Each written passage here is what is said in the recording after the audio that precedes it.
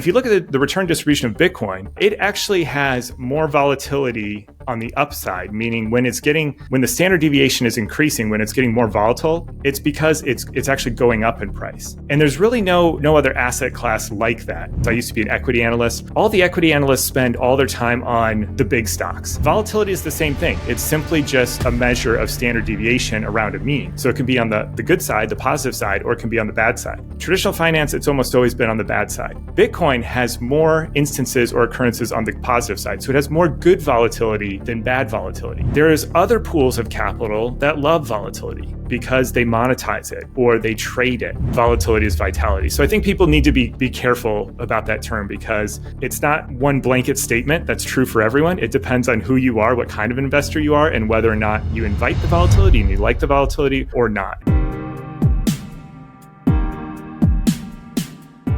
Hi, Chris. How are you doing? Everything fine on your end? Very good. Good to see you again. It was nice that we actually ran into each other at the Bitcoin conference in person. So glad to be having this conversation after that. Yeah, that's really cool.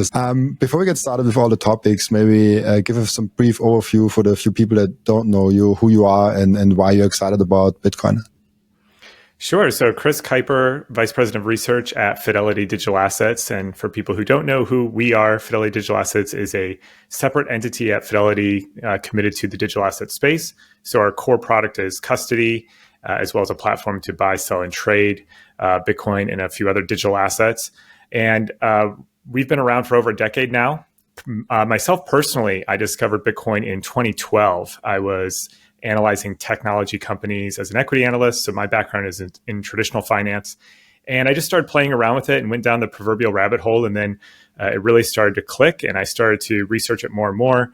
And then at my job right before Fidelity, I was writing about Bitcoin as an investment, trying to bridge the gap between traditional finance and getting advisors and other people to understand Bitcoin as a potential asset. And then was able to fortunately make the jump over to Fidelity and do this full time. So love just reading, researching and writing all about Bitcoin and digital assets. I love that. Yeah, it's like when you really research and really deeply dive into it, you realize how big of an opportunity this is.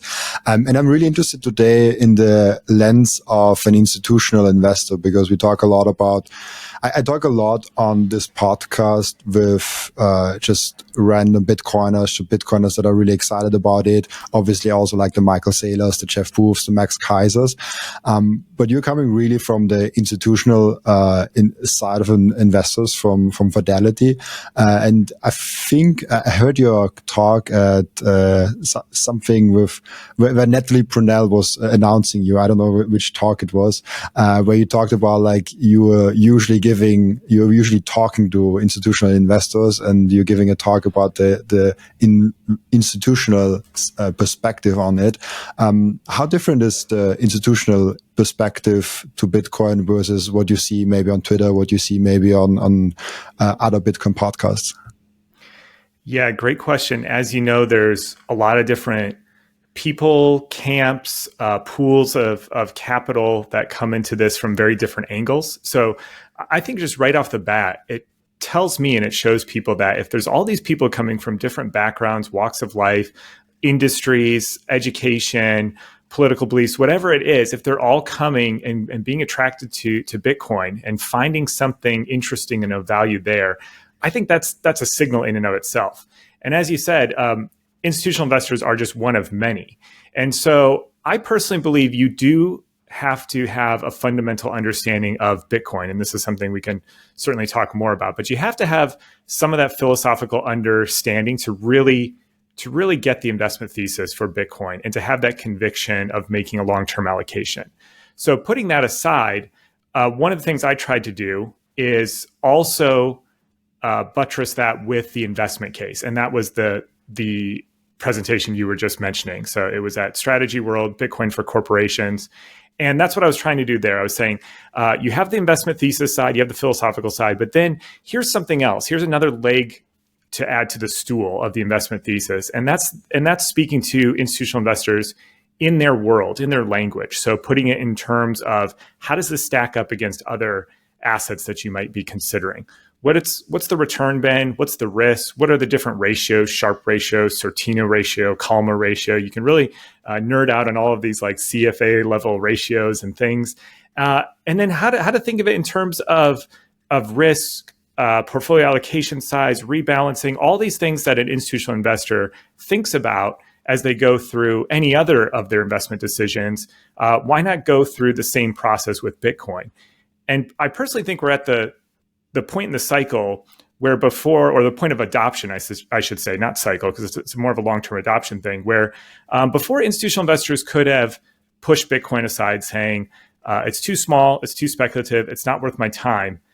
Now it's a $2 trillion asset class. You have multiple companies adopting it on their balance sheet. You have countries adopting it. You have regulations, specific regulation being formed around it. So it's gotten to the point where institutional investors need to have a good answer as to why or why not they are considering it or adopting it or not. Now, not to say that it still might not be a good fit for them, for certain institutional investors, but they at least have to have done some of the homework so they can answer it intelligently and in that institutional investor framework. It's interesting because I hear a lot with traditional financial people that say risk is the same as volatility. You know, they put like if the asset moves a lot, which Bitcoin does, even less and less so, they're putting that the same as risk. How do you look? How do institutional investors look at risk and volatility, and how to assess the kind of risk that Bitcoin carries? Yeah, so in traditional finance, in the CFA curriculum and MBA programs and whatever else, you will find risk is volatility. Volatility is risk. And that is how they measure it, and that is how they monitor it. And there's good reason for it. Let's not, poo-poo that and say like, oh, that's nonsense.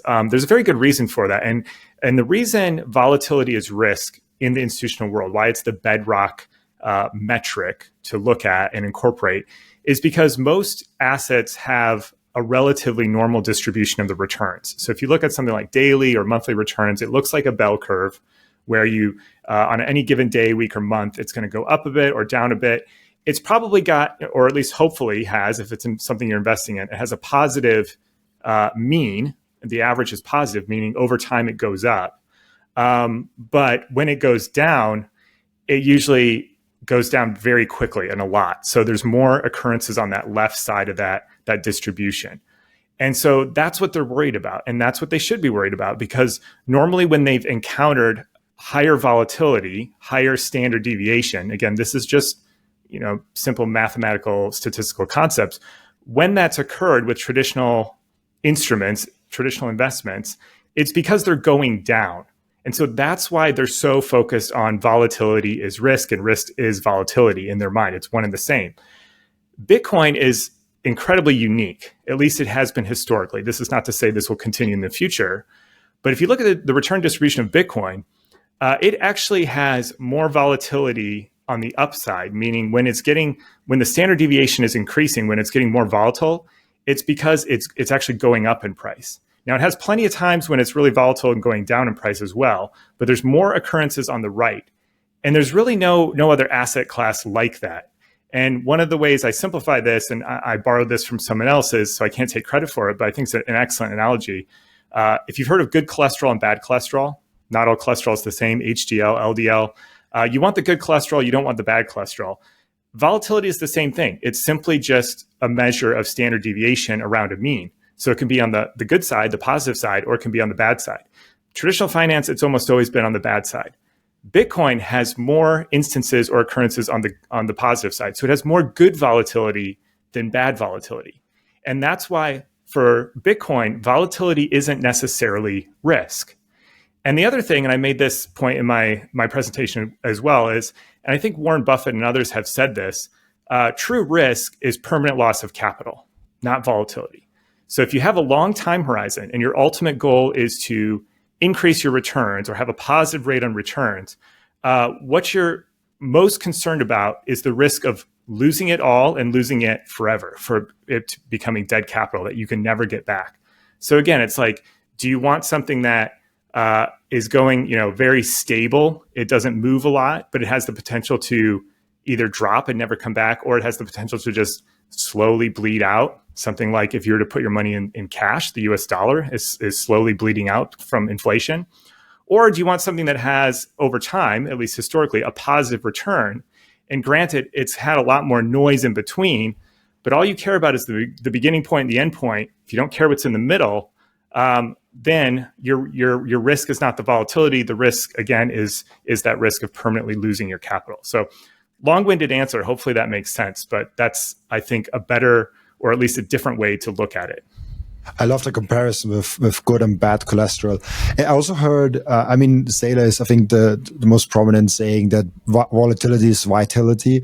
And I don't understand the financial engineering that MicroStrategy and with all the products with Strike, Strive, and all the things he's doing. But I heard from a lot of people that love strategy and love what they're doing, that volatility is actually very good for their performance and from what they are doing. Is the volatility something that institutional investors are actually looking forward to using in different products, and like not just as buying and holding, but kind of playing with the volatility? I'm really outside of my expertise level here, but I've just heard strategy people saying a lot, you can really use it in a financial engineering environment. Yeah, it's a great question. I'll put strategy aside and just talk more generically about this for you and other people who have these exact questions, which I've had to learn a lot about. Even, someone immersed in this field, I've learned a lot more about this entire marketplace and market structure. On the one hand, there's a lot of pools of capital where they don't like volatility, and that will never change, right? Pension funds, retirement funds, people who need regular cash flows, they do not want volatility, and that's fine. There's other pools of capital that love volatility because they monetize it, or they trade it, or they sell it. If they're selling options, they're making money from the volatility. And so that's what some of these products do. They take advantage of that, and they open it up to other investor segments and pools of capital that like that, because that's their business and that's what they're good at, and that's what they do, and they control for it. So that's one of the reasons they might like it. And the other angle of this all is just the idea of a company that's dying, that's dead, is not getting much attention. And so it's not per se that you want the stock to be more risky or more volatile. You just want people to actually be paying attention to it. There's actually a huge, I don't know the numbers right off the top of my head, but the 80-20 rule, it's even more extreme in the financial markets. I used to be an equity analyst.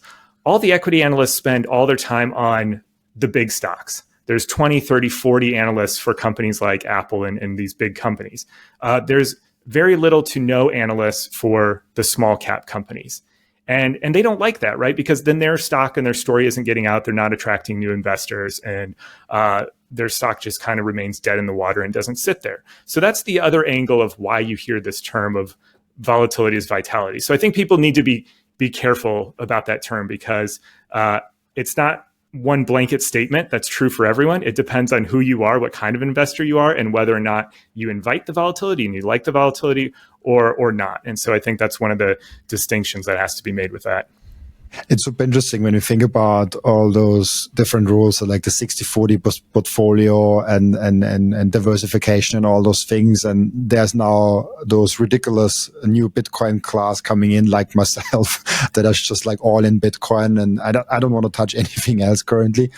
How do you think long term those portfolios and those traditional kind of like mindsets and approaches to portfolio management, but like personal finance and advice, will change when the underlying currency is no longer inflating but kind of deflating, and we get more value? So kind of like you gain purchasing power by just holding the underlying currency, versus you lose purchasing power by holding the underlying currency. How does this change our perspective on traditional portfolio allocations and personal finance advice?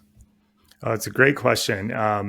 Yeah, it's fascinating to think about. Number one, we've been in a monetary era or regime of free floating currencies for 50 plus years now, since we officially severed the link to gold. And inflation has almost always been positive ever since. And so it's well understood in traditional finance that the whole goal of investing is not only to grow your capital, but at the very minimum, outpace inflation. And so that's why we always try to look at real returns. So your return minus your inflation rate, right? If you made 3% on your investment, but all the stuff you need to buy costs 3% more, you're only treading water, right? You got to keep up with that. And so this has always been a concept in personal finance and investment management for a long time. Where it gets interesting is what you said. People are questioning, starting to rethink the 60-40. That's also been a longstanding bellwether in traditional finance for a long time. And they're mostly questioning the 40 side, the bond side, right? So this was one of the points I made in my presentation as well. Companies and other big institutional investors, they're really only allowed to, for regulatory and company-specific reasons, to invest in bonds, and usually treasuries, government bonds. Over the last 10 years, they've returned only a couple percent a year nominal. That's before inflation. And you look at something like Bitcoin or other things that have, or stocks even, that have these big drawdowns in price. But if you look at bonds, like the 10-year bond, there is a period where on a real inflation-adjusted basis, you had a drawdown of 55%. So you look at just the nominal, the price of bonds, and it only draws, like the 10-year might have only drawn down like 5 or 10% at its very worst for a very short time. But if you calculate inflation into that, you were underwater on your bond investment for 40 years at one point, which really blows people's mind. And again, this is why portfolio allocation is built around adding different things. So no matter what regime you're in, you will hopefully do well. You're prepared for any scenario. And that's why people are looking towards things like alternatives in general. We've seen a big trend towards all kinds of alternatives, which is really just a catch-all name for anything that's not stocks, bonds, or cash. So real estate, commodity, precious metals, hedge funds, art, whatever it may be. And now, of course, they're increasingly looking at Bitcoin because it has a lot of those same characteristics, potential asymmetric risk reward, but it's more liquid, it's more divisible, it's more verifiable. So it has some of those same characteristics as an alternative investment, but without some of the deficiencies. And so this is how, again, my job, bridging the two worlds, talking to institutional investors, one of the things we do is try to put this in that lens, say, hey, you've invested in alternatives before. These are the reasons you did it. Why not consider at least Bitcoin as falling in that alts bucket to try to make up for some of the things you've been losing on the bond side, for example? Yeah, there has been really interesting calculations that I've done with some of my guests, saying, what if a pension fund is only getting 1% into Bitcoin and using that and how much does this actually change the return the pension fund is doing? And just like adding 1 or 2% in it drastically changes the overall performance, because this 1% performs so good compared to all the other things. It's kind of, you mentioned it, asymmetric. I think it's weird. I never asked that question, but it's a lot in Bitcoin conversations. What do you mean by asymmetric? I think you said investment or asymmetric. We also say a lot, Bitcoin is an asymmetric bet. How do you define that? Yeah, so something that's symmetric would have equal on both sides, right? So it's like either equal probability it goes up or down, or equal magnitude of up or down. So it could go up 20% or down 20%. Bitcoin, at least historically, has shown a very asymmetric return profile. It's gone up more than it's gone down. And the times it's gone up multiple times more than it has gone down. So if a simple buy and hold of Bitcoin, the most you could absolutely lose is 100%. Whereas we've seen Bitcoin return over 100% just in 1 year. So that's what we mean by asymmetric, right? And this is what traditional finance people are very familiar with things like venture capital. Venture capital has a very asymmetric risk return profile. Most of their early stage seed companies go to zero. Some of them are kind of middle, they get their money back. And then they've got 1 or 2 10x plus companies that really hit a home run. And that's what they're looking for, right? Now, what's interesting when you get into the portfolio construction stuff is when you add something that's asymmetric like that, you can potentially increase your returns without increasing your risk if if it's also not correlated to other things. And that's what we find too. So you mentioned, the little allocation goes a long way. That's what we've found in our research, both historically and using some other models as well. Just a little bit can go a long way. And most interestingly is that you can actually do better by rebalancing and trimming that back. And this is also where Bitcoin is very different than other asset classes. So because of that asymmetry, when it goes up really, really high, let's say you have a certain allocation, 2%, 5%, whatever it is. Those aren't recommendations, just as an example. But you say I'm going to allocate 5% to Bitcoin. It goes up 100% in 1 year. You have an annual rebalancing process already built in.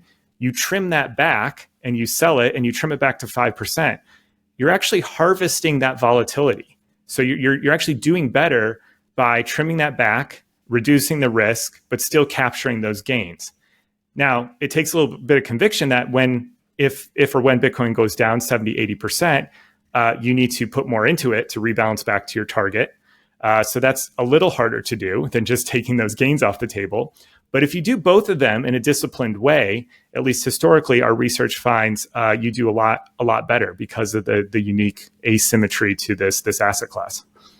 How early are we when we're talking about institutional adoption of Bitcoin in the whole space? How aware are institutional investors across the board even about Bitcoin? It depends on what institutional investors you're talking about. So institutional investors is a very big, broad term, anything from high net worth, ultra high net worth individuals, registered investment advisors, hedge funds, multifamily or single family offices, pensions, endowments. So we found the smaller groups, so individuals, advisors, single family offices, those are the ones that are pretty far along because they've had usually one person who's gotten the Bitcoin bug, who's done all the hundreds of hours of homework, and they say, we're going to make an allocation here and get exposure, and they take the rest of their firm or their family or just their own money along.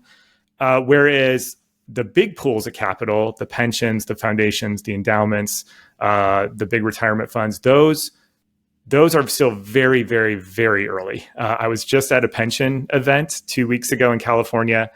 I did a quick poll, show of hands. Tell me how many of you, and I specifically worded this poll so people wouldn't raise their hands if they personally owned it. I said, how many of you here think Bitcoin is an investable asset class for institutional investors? And there's at least over 100 people in the room, and I think 4, 5 people raised their hand.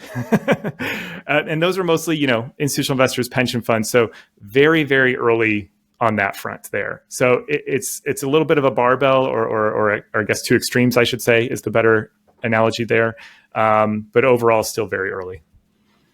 What is I'm often wondering about that because institutions are also just a bigger group of people. It's just like more people involved in the decision process. What is the big hurdle for those? Is it regulatory? Is it an educational journey? Is it just like getting more time? Is Bitcoin just too small still to be really involved with that? It's a lot of them and all of the above of what you just said. There's they haven't done the education yet. And I'm not faulting them because they've got a million things to do, and rightfully so. They look at Bitcoin, even at $2 trillion, that's still a very small market cap for something for them to look at. They have very tight risk parameters. So given Bitcoin still, quote, only $2 trillion, they probably wouldn't be able to allocate that much to it. So they say, not worth my time, not worth my time yet. Others, I think there's career risk. Especially if they're in an institution where they would not be rewarded for outperforming their benchmark or making a really good allocation decision, then they, again, rightfully so, look at those incentives and say, why would I stick my neck out for this when it could potentially go wrong, in my opinion, whereas I don't get any extra upside if I'm right.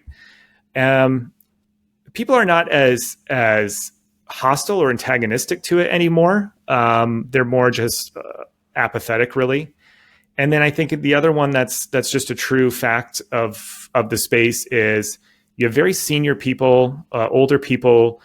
They're looking at retirement in a few years, and they say, this just seems like something for a younger person to handle after I'm gone. So we're just going to have to see a changeover of the guard and of the generations. And I think that's just a necessary growing process that we'll have to get through as well. The first time I ever made any money, I got myself from that money a watch. And ever since then, I collect timepieces to remember times where I achieved some milestone. That's why I got the Bitcoin 2025 edition when I went to my first ever American Bitcoin conference. So for me, the Bitcoin watches from Coin Vigilante represents the time that we are living in. For every person that wears a Bitcoin watch, I know they are representing sound money to the outside world. Make sure to check out those amazing Coin Vigilante timepieces down in the descriptions. I love those watches so much. The most important thing for your Bitcoin journey is not buying Bitcoin, but it's how to keep them. And yes, you have maybe the right tools, but how do you actually go ahead and stick it all together so it's the most secure for you personally? Self-custody is a deeply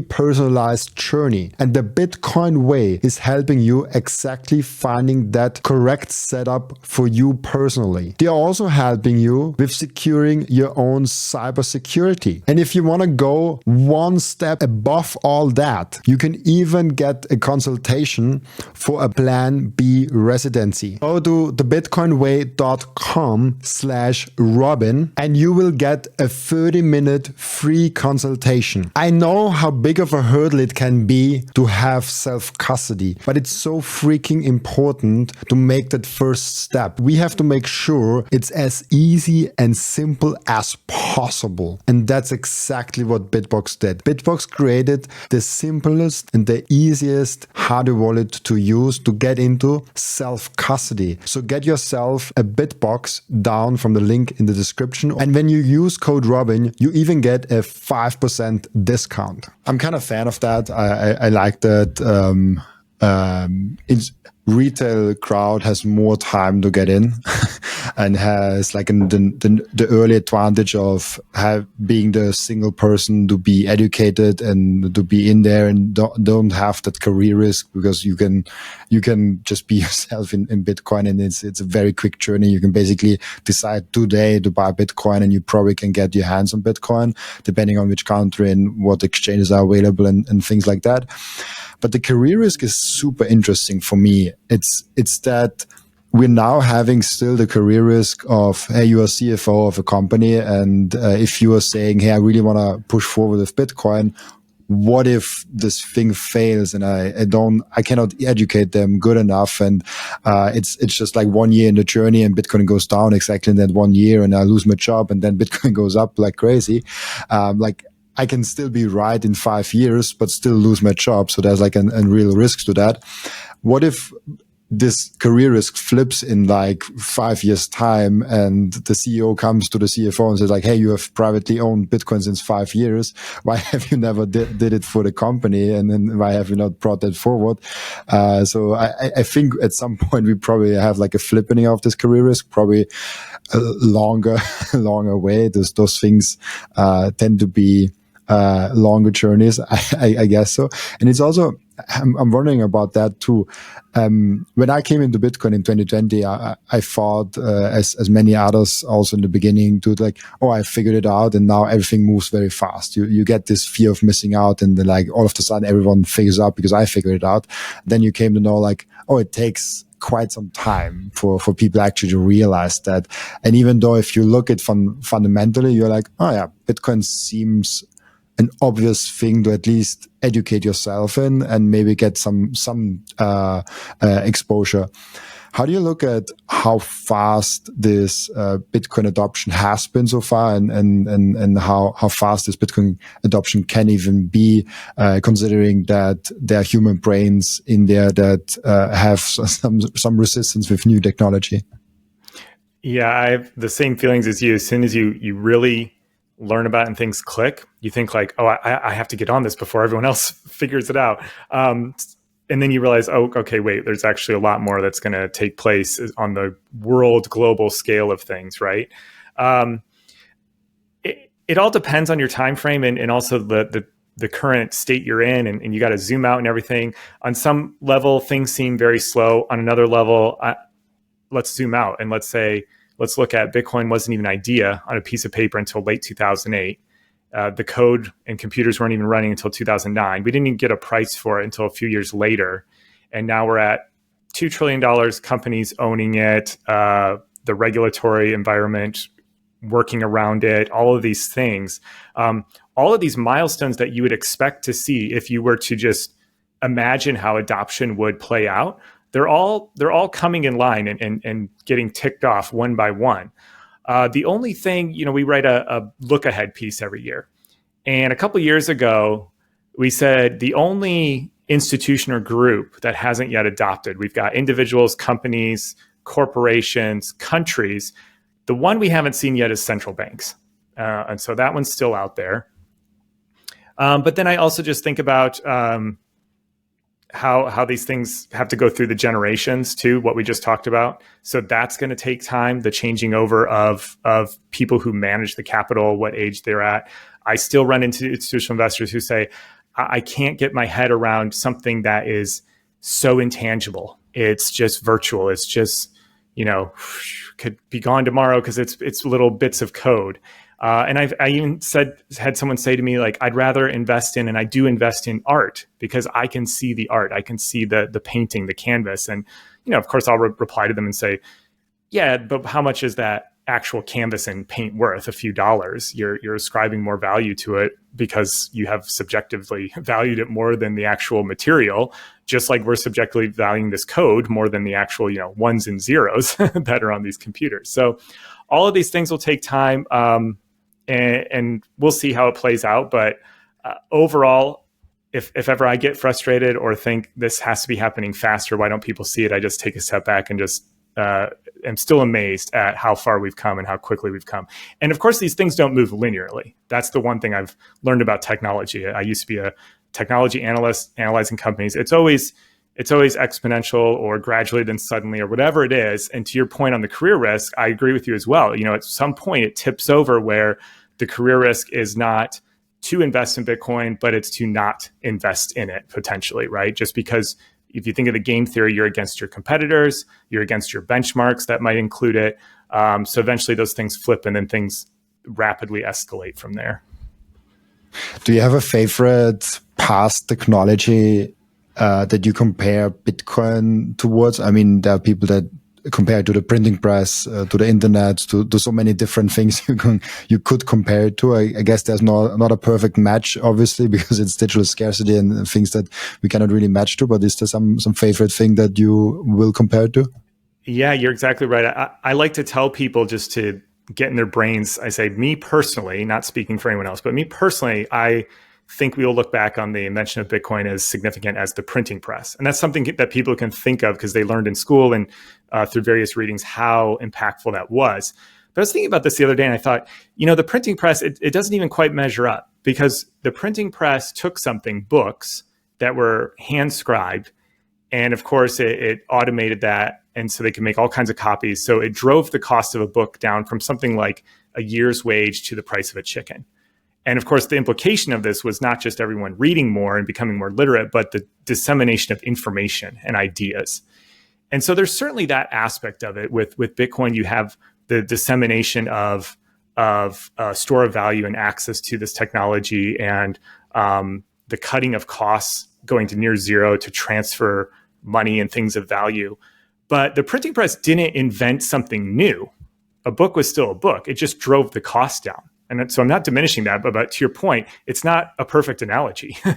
In our first paper we wrote when I came to Fidelity, myself and another analyst who was here at our time, Jack, Bitcoin First was the title. And we likened it to the invention of the wheel, which you just mentioned. And that does a little better because just like once the wheel's invented, once you see a wheel, you can't unsee it. It's like, well, obviously that's the thing that's going to work.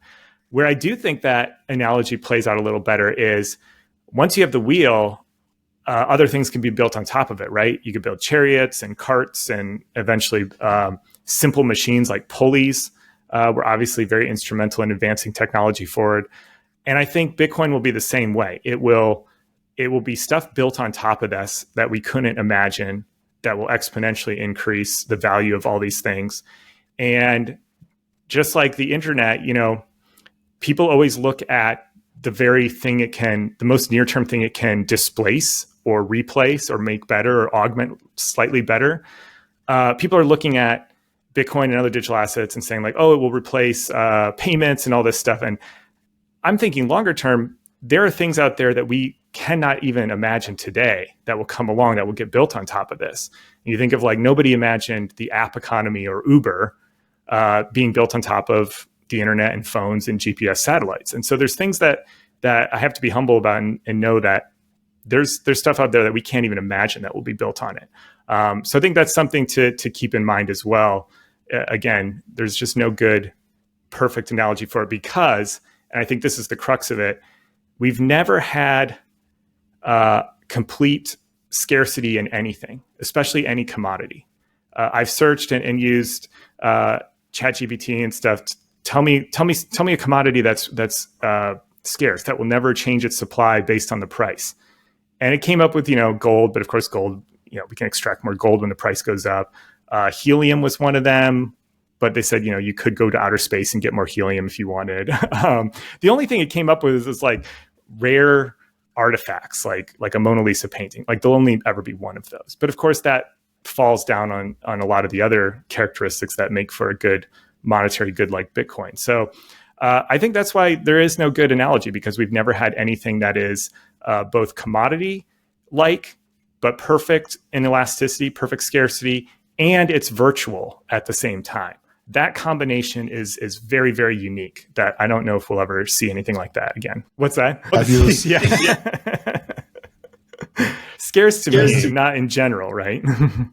Exactly. Yeah, there's a difference there. But I love the comparison with the wheel and with any protocol innovation, because a lot of people, I hear that so many times from like stock investor friends of mine, and they're like, oh, like Bitcoin will be like Facebook and it will be replaced by someone else. Like, oh no, like you don't get what Bitcoin actually is. Bitcoin is a protocol level innovation and not a product level innovation. Product level innovations, not even Lightning is a product. Like there's an exchange is on top of Bitcoin. That's a product, but Bitcoin itself is not a product. It's a protocol innovation.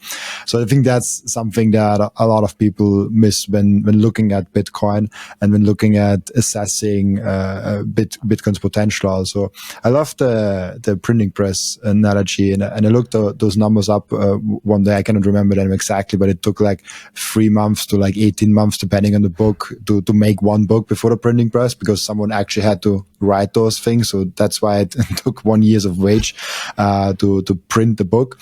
And I think the first 100 books from Johannes Gutenberg were like the Gutenberg Bible. I think those were done in the first 5 years, if I remember correctly.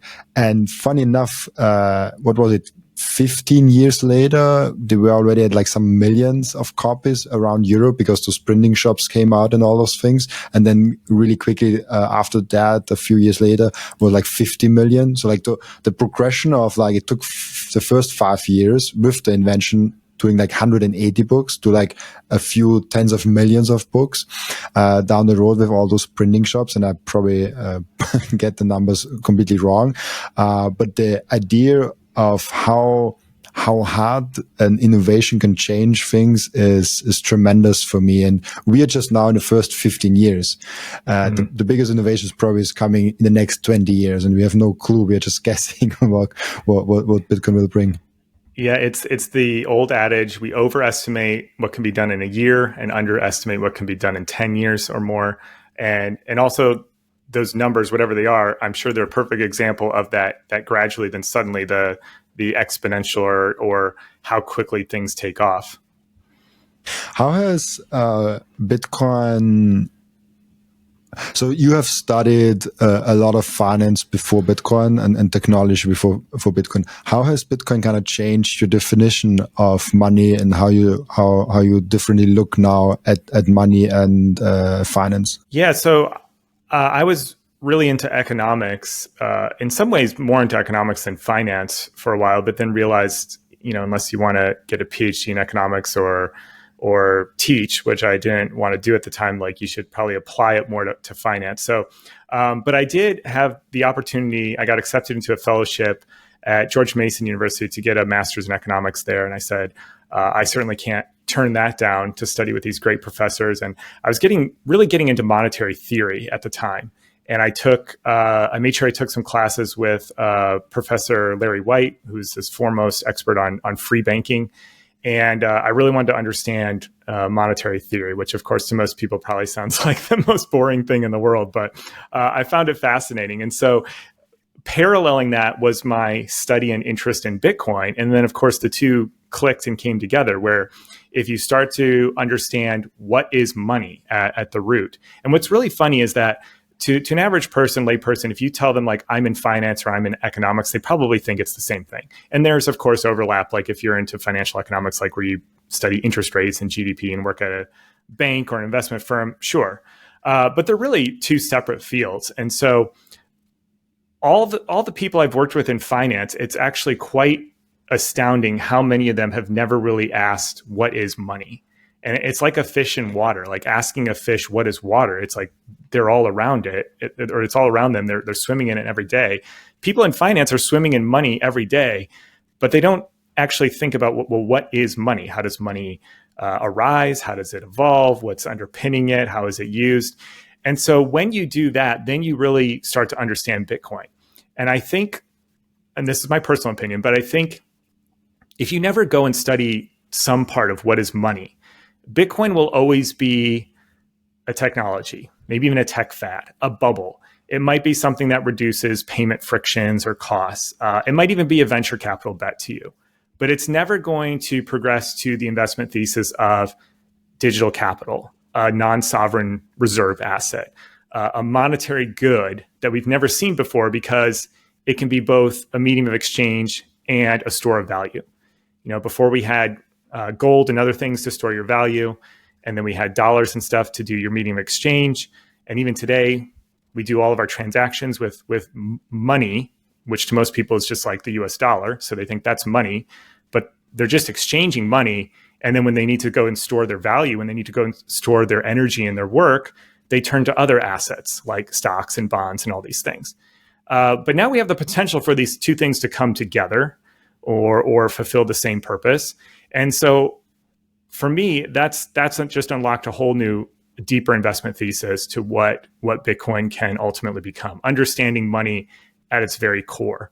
And one of the analogies I was thinking of the other day was like, if you showed someone a tractor, like a physical tractor, like a really big tractor. I'm from the Midwest. I grew up all around corn and bean fields. So I saw these things all the time. All my friends had them. They worked in farming.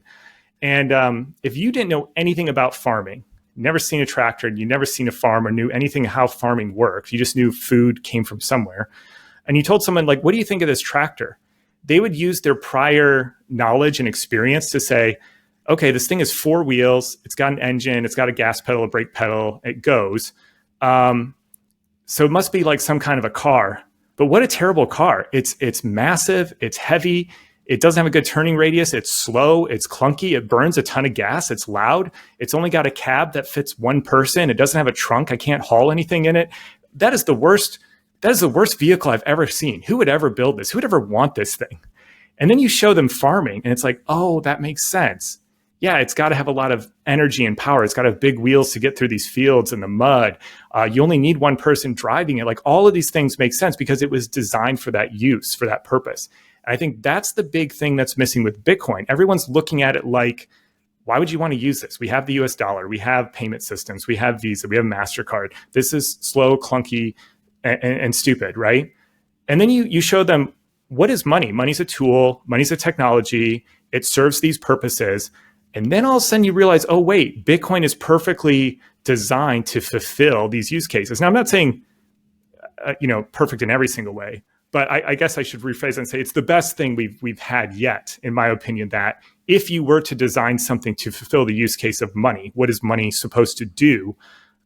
This would fulfill it. And then all of a sudden it makes a lot more sense. So again, long-winded answer, but hopefully that that gives you some idea.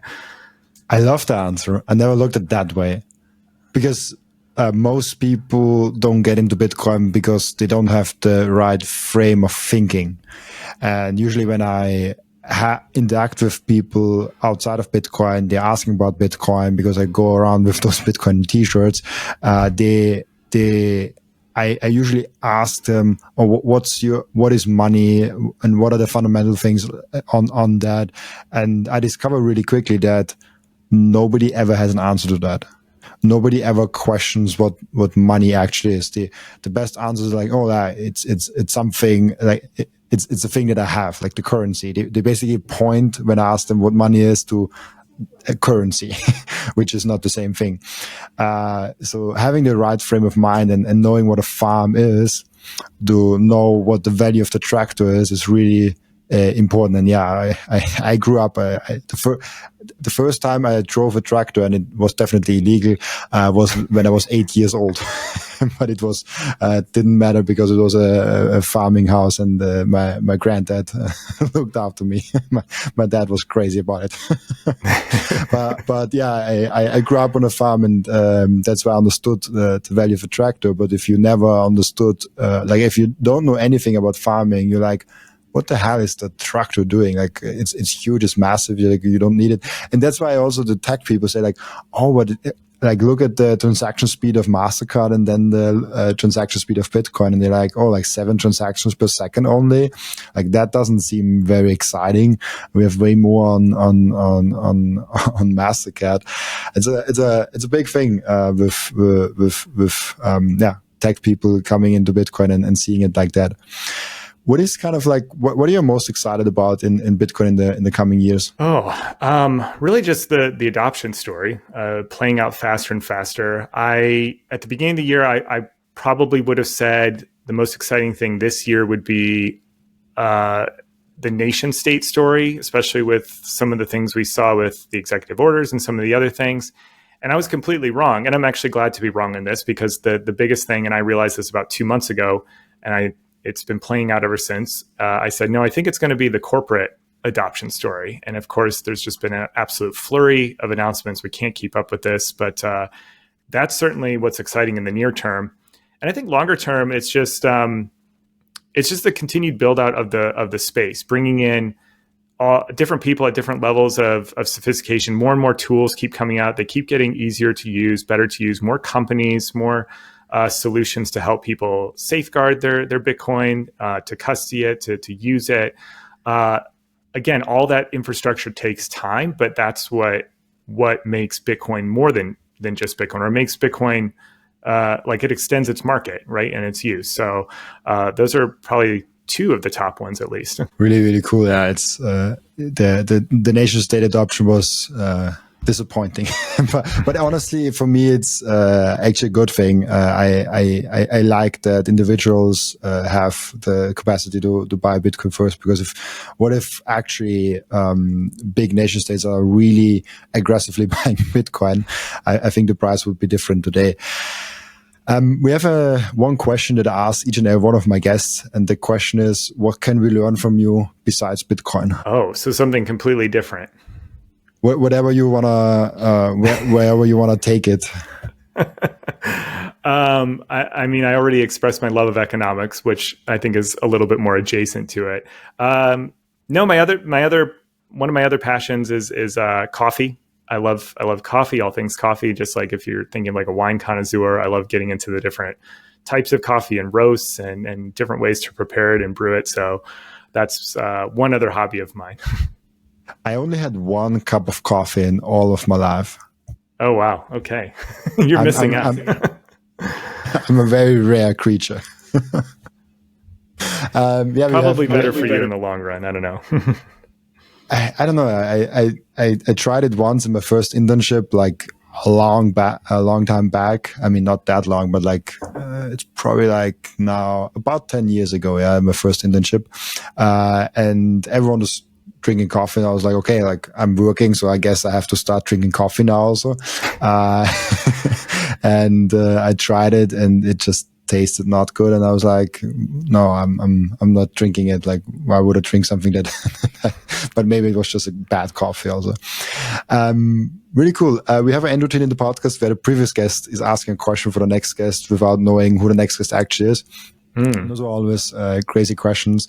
The question is, and I don't even know how I would answer that.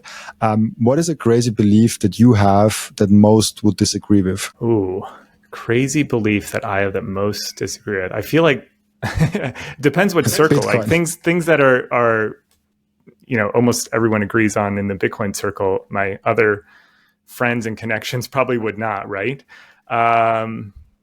So that's interesting. I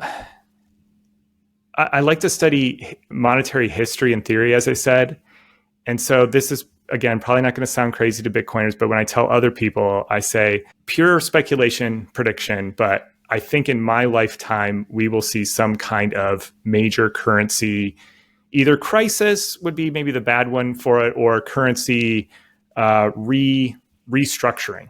And I say that because even just over the last 100 years, and most people don't study history, let alone monetary history. They don't know of Bretton Woods and the gold standard and, how we revalued gold to the dollar. And before that, there was other experiments. So it's not that uncommon. And we've now been, like we said earlier in this conversation, 50 plus years in the current regime. I don't think it would be any different to expect that we're going to have to see some kind of restructuring of the world currency system. And I don't know exactly what that will be, but that's my crazy one that people just kind of look at me and nod and not really sure what to say.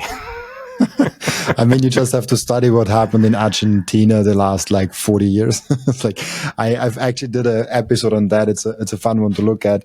I have no clue what the title of that is, but people could find it. The history of Argentine currencies over the last 40, 50 years, and you just go this currency was 5 years, then didn't name it differently, it go bust, and there's a next one, and it's just crazy for me to see that. But for most people that you and probably me also talk to, is they lived through the US dollar all their life. They lived through the euro. The euro is about half a year younger than me. So I'm about as old as the euro is. So I always lived with the euro, and it's oh yeah, I can buy things. It's stable, all those things. But if you actually look at the trends a little bit longer, a little bit more outside of your own life, you're like, oh, those things go bust. Let's call it bust a lot of times. Yeah. So I definitely see that. Before I let you go, Chris, where can people find you, ask you questions, and reach out to you? Sure. So we put all of our research on our website, fidelitydigitalassets.com, and click on the research tab. And for me personally, you can find me on LinkedIn or X, formerly known as Twitter, of course. It's at Chris J. Kuiper. Awesome. Thank you so much, Chris, for being on the show, for taking the time. Also, thank you so much for everyone that is watching and listening, for joining us today. As always, I'll be back tomorrow with another episode. Bye-bye.